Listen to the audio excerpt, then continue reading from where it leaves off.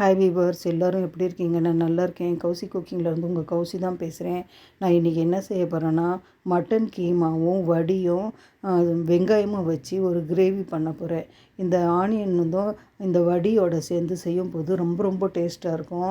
இந்த கீமா வடி ஆனியன் போட்டு நீங்கள் செஞ்சு பாருங்கள், அவ்வளோ சூப்பராக இருக்கும். பாருங்கள், கீமா ஒரு கொஞ்சமாக எடுத்து வச்சுருக்கேன். வடிங்கிறது நம்ம பருப்பில் செய்கிறது தான். இது நம்ம அப்பளம் மாதிரி இதை பொரிச்சு கூட சாதத்துக்கு தொட்டு சாப்பிட்லாம். பாசிப்பருப்பு, கடலைப்பருப்பு, நிறைய மசாலாலாம் போட்டு நல்லா செய்வாங்க. இது ரொம்ப காரசாரமாக இருக்கும். சும்மாவே பொரிச்சு கூட நீங்கள் சாதத்துக்கு தொட்டு சாப்பிட்லாம். இது பாரிஸில் கிடைக்கிது உங்களுக்கு. பாருங்கள், இதுக்கு காய் பாருங்கள் 2 வெங்காயம். இதுக்கு வெங்காயம் அதிகமாக போடணும்.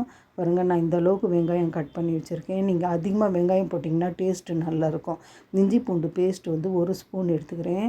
பச்சை மிளகா பாருங்கள் 2 எடுத்து வச்சுருக்கேன். கைமா பாருங்கள் இந்த அளவுக்கு எடுத்து வச்சுருக்கேன். தக்காளி பெருசாக இருந்தால் 1 போட்டுக்கோங்க, சின்ன சைஸாக இருந்தால் 2 போட்டுக்கோங்க. இதுக்கு காய் உருளைக்கிழங்கு, பீன்ஸு, தேங்காய் போட்டு தான் இது செய்யணும். தேங்காய் போட்டால் ரொம்ப சூப்பராக இருக்கும். நம்ம நடுவில் கடித்து சாப்பிட்றதுக்கு. உருளைக்கிழங்கும் பீன்ஸும் ஆப்ஷனல் தான். பாருங்கள், இதுக்கு தேங்காய் சின்ன துண்டு தேங்காய் நான் அரைச்சி வச்சுருக்கேன் இந்த கிரேவி திக்னஸ்க்கு. அவ்வளோதான். பாருங்கள், இப்போ நம்ம செய்கிறத பார்க்கலாம்.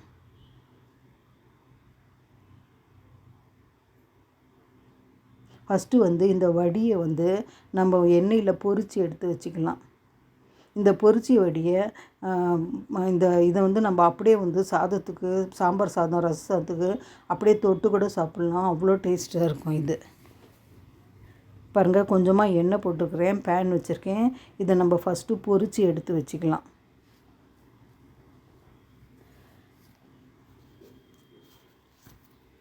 கொஞ்சம் சூடாகட்டும்.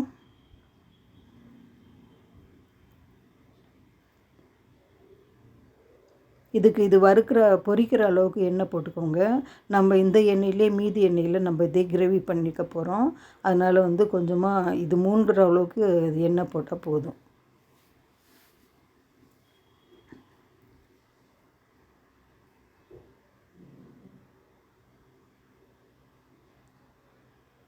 பாருங்கள், எண்ணெய் சூடாயிடுச்சு. மீடியம் ஃப்ளேமில் வச்சு பொரித்து எடுத்துருக்கோங்க. நீங்கள் போட்டு அதிக அனல் வச்சிங்கன்னா உடனே இது கருத்து போயிடும். ஃப்ளேமை நல்லா குறைச்சி வச்சுட்டு எல்லா சைடும் நல்லா கோல்டன் ப்ரௌன் வர மாதிரி நீங்கள் பொரித்து எடுத்துக்கோங்க. அப்போ தான் இது ரொம்ப டேஸ்ட்டாக இருக்கும் நம்ம கிரேவியில் போடும்போது. இது உங்களுக்கு எவ்வளோ வேணுமோ அவ்வளோ எடுத்து வச்சுக்கோங்க.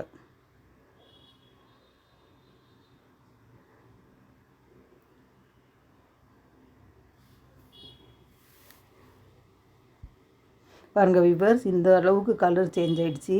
இப்போ நம்ம எடுத்துக்கலாம்.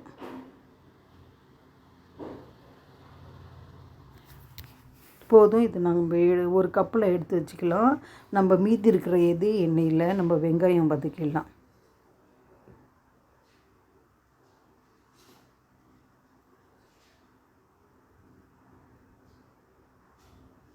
எண்ணெயை வடிச்சிட்டு எடுத்துக்கோங்க. இதை நம்ம கடைசியாக தான் போட போகிறோம். பாருங்கள், இதில் மீதி இருக்கு இல்லையா எண்ணெய், அதே எண்ணெயில் நம்ம ஆனியன் கொஞ்சமாக ப்ரௌன் வதக்கிடலாம்.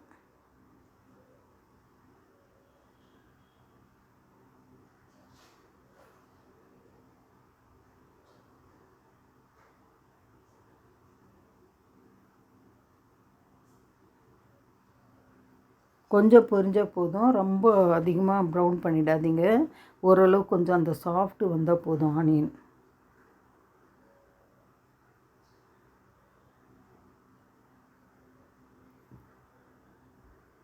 பாருங்கள், ஓரளவுக்கு சாஃப்ட் ஆகிடுச்சு. இப்போ நம்ம கைமா எடுத்து வச்சுருக்கோம் இல்லையா, நான் வாஷ் பண்ணி எடுத்து வச்சுருக்கேன். அதை நம்ம அப்படியே போட்டுக்கலாம். இதையும் இந்த ஆனியனோட சேர்த்து வதக்கிக்கோங்க. நல்லா கொஞ்சம் வறுபடட்டும். இஞ்சி பூண்டு பேஸ்ட் இதிலே நம்ம போட்டுக்கலாம்.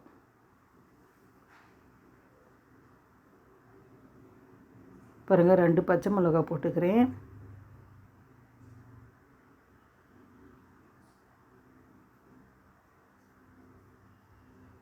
இஞ்சி பூண்டு பேஸ்ட்டு கூட நான் போட்டுக்கிறேன். இது நல்லா கொஞ்சம் வதக்கி எடுத்துக்கோங்க. அந்த தண்ணியெலாம் கை மேலே தண்ணி வரும், அது கொஞ்சமாக வேகிற வரைக்கும் கொஞ்சமாக வதக்கிக்கோங்க. ஃப்ளேம் குறைச்சி வச்சு. இப்போ இதுக்கு கொஞ்சமாக நம்ம உப்பு போட்டுக்கலாம்.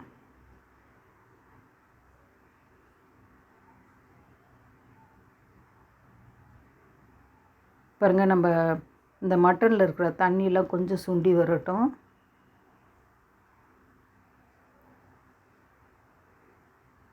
நான் கட் பண்ணி வச்சுருக்கிற தக்காளி போட்டுக்கிறேன்.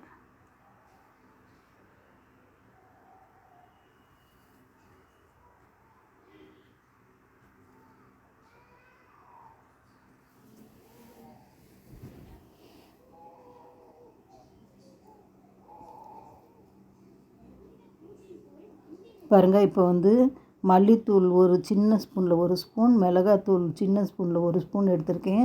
உங்கள் காரத்துக்கு நீங்கள் போட்டுக்கோங்க. தனியாத்தூள் 1½ ஸ்பூன் எடுத்திருக்கேன். உப்பு வந்து நான் சொன்னேன் இல்லையா போடணும்னு சொல்லிட்டு, நான் இப்போ தான் போடுறேன். ஃபஸ்ட்டே போடலை, உப்பு இப்போ தான் போடுறேன். பாருங்கள், எல்லாமே போட்டு நல்லா கிளறி விட்டுக்கோங்க. நல்லா வதக்கிடுங்க. கொஞ்சம் தண்ணி வந்து கொஞ்சம் ட்ரை ஆகட்டும்.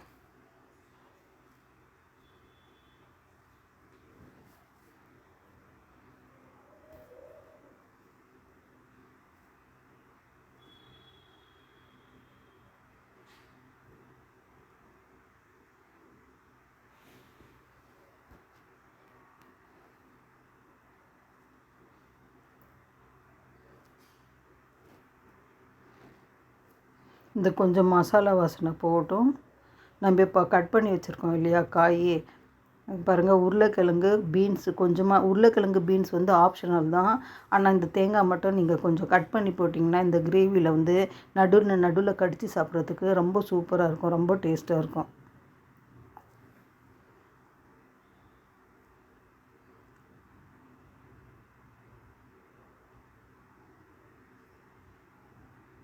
பாருங்கள், இப்போ நம்ம அதை போட்டுக்கலாம்.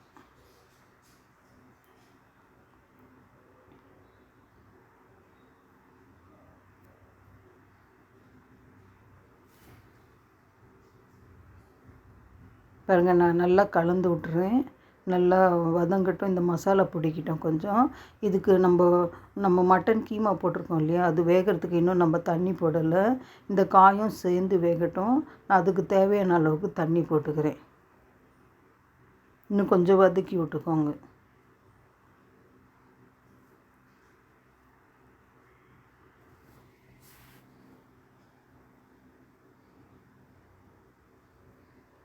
பாருங்கள், நான் வந்து நல்லா கொஞ்சம் கிளறி விட்டு, பாருங்கள், இந்த கப்பில் 2 கப்பு தண்ணி போடுறேன். தண்ணி போட்டு நல்லா கொஞ்சம் கிளறி விட்டு மூடி போட்டு மூடி வச்சுக்கோங்க. இது நல்லா வேகட்டும். இந்த மட்டன் கீமாவும் இந்த காயும் நல்லா வேகட்டும்.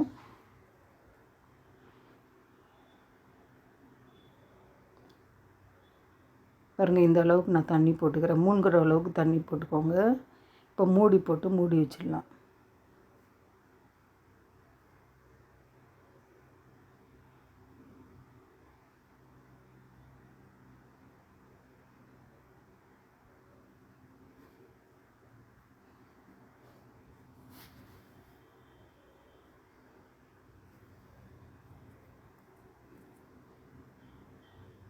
இது நல்லா வேகட்டும். நல்லா கொதித்து இந்த மசாலா வாசனை எல்லாம் அடங்கட்டும்.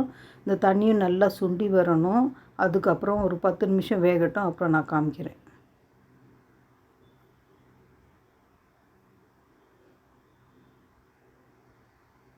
பாருங்கள் வியூவர்ஸ், ஒரு 10 நிமிஷம் நல்லா மூடி போட்டு மூடி வச்சுருந்தேன். நல்லா வெந்திருக்கு. இன்னும் கொஞ்சமாக தண்ணி இருக்குது. நல்லா கலந்து விட்டுக்கலாம். நம்ம இன்னும் தேங்காய் மட்டும்தான் போடலை. நம்ம அரைச்சி வச்ச தேங்காய் பாருங்கள், இந்த அளவுக்கு இருக்குது. ஒரு சின்ன பீஸ் எடுத்துக்கோங்க தேங்காய். ரொம்ப அதிகமாக வேணாம், சும்மா ஒரு சின்ன பீஸு. நம்ம பொரியலுக்கு போடுவோம் இல்லையா, அந்த அளவுக்கு போட்டுக்கோங்க. நல்லா நெய்ஸாக அரைச்சிட்டு போட்டுக்கோங்க. பாருங்கள், இப்போ நல்லா கலந்து விட்டு இதில் உப்பு செக் பண்ணிக்கலாம். நம்ம ஃபஸ்ட்டே கொஞ்சம் உப்பு போட்டிருந்தோம், பத்தலைன்னா இப்போ போட்டுக்கலாம்.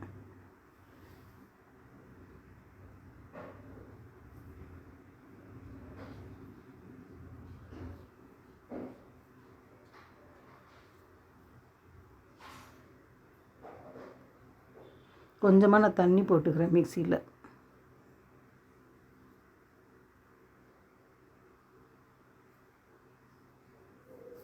பாருங்கள், நல்லா கலந்து விட்டு இப்போ ஒரு 10 நிமிஷம் மூடி போட்டு மூடி வச்சுடுங்க.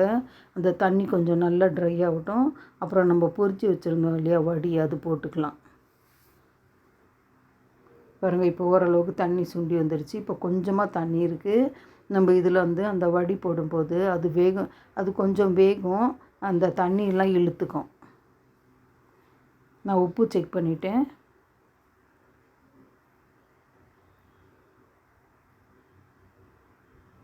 பாருங்கள், நம்ம பொரித்து வச்சதை இதில் போட்டுக்கலாம். போட்டு நல்லா கொஞ்சம் கலந்து விட்டு பாருங்கள், இது பொரிக்காமல் ஒன்று நான் போடுறேன். நீங்கள் பொரிக்காமல் இந்த வடியை போடாதீங்க கிரேவியில். உடனே கரைஞ்சிடும் போட்டிங்கன்னா உடனே கரைஞ்சி போயிடும். நீங்கள் பொரித்து போட்டிங்கன்னா தான் இது டேஸ்ட் ரொம்ப ரொம்ப நல்லாயிருக்கும் சாப்பிட்றதுக்கும். நீங்கள் பச்சையாக போடாதீங்க. நான் ஒன்று போட்டேன், அது பாருங்கள் நல்லா கரைஞ்சிடுச்சு.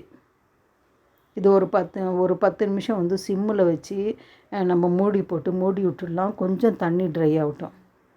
பாருங்கள், இதில் கொத்தமல்லி கொஞ்சமாக நான் மேலே கட் பண்ணி போட்டுக்கிறேன்.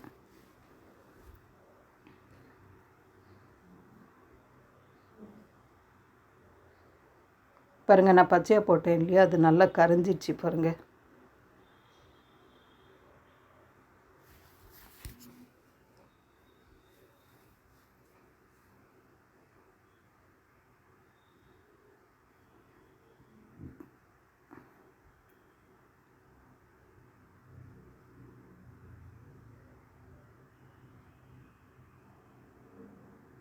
பாருங்கள், நல்லா கலந்து விட்டு ஒரு 5 மினிட்ஸ் மூடி வச்சிடுறேன்.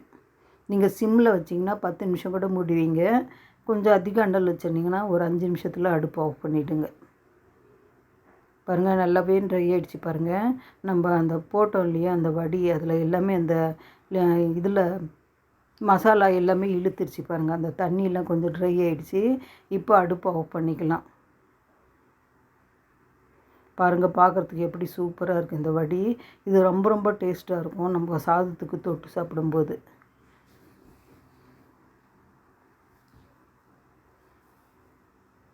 பாருங்கள் வியூவர்ஸ், வடி கீமா கிரேவி சூப்பராக ரெடி ஆகிடுச்சு. இது ரொம்ப ரொம்ப டேஸ்ட்டாக இருக்கும். நீங்கள் ரசம் சாதம் வச்சுட்டு இல்லை சாம்பார் சாதம் வச்சுட்டு இது கூட தொட்டு சாப்பிட்டு பாருங்கள். அவ்வளோ டேஸ்ட்டாக இருக்கும் இந்த கிரேவி. நீங்கள் எத்தனை பேர் சாப்பிட்ருக்கீங்கன்னு தெரியாது. உங்களுக்கு இந்த மாதிரி வடி கிடைச்சா நீங்கள் செஞ்சுருந்தீங்கன்னா பரவாயில்ல, செய்யாதவங்க உங்களுக்கு கிடைச்சதுன்னா இந்த மாதிரி நீங்கள் செஞ்சு பாருங்கள். இது ரொம்ப ரொம்ப சூப்பராக இருக்கும். என் சமையல் உங்களுக்கு பிடிச்சிருந்ததுன்னா கௌசி குக்கிங் சேனலுக்கு லைக் பண்ணுங்கள், கமெண்ட் பண்ணுங்கள், ஷேர் பண்ணுங்கள், சப்ஸ்கிரைப் பண்ண மறந்துடாதீங்க. அடுத்த சமையலில் பார்க்கலாம். ஓகே, பாய்.